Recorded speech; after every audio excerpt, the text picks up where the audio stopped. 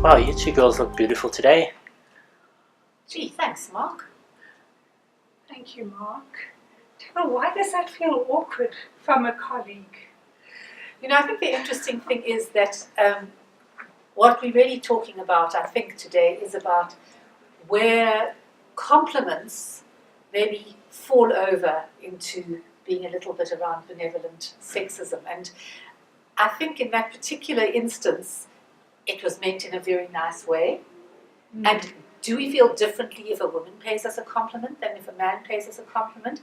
And when does it really start to become something that's undermining you as a woman in the workplace? And that's where that whole story about benevolent sexism and microaggression and all those things are starting to rise again as important conversations in the workplace.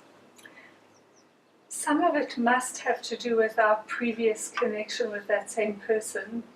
So if we know that the person who pays the compliment values the work that we do and that we give a contribution to the business, we may feel slightly different about being told we look pretty today. And again, if I'm being told I look pretty when I'm handing in something that's taken me 3 days of work to do, I'm going to feel quite differently about it.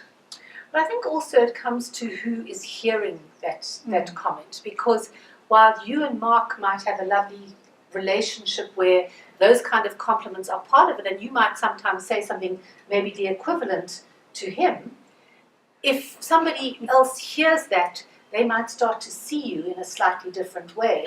And so it's something that while we need to be aware of not becoming too losing our sense of humor and our ability to enjoy compliments, we also need to be aware that women are as entitled to being treated professionally in the workplace as our counterparts are.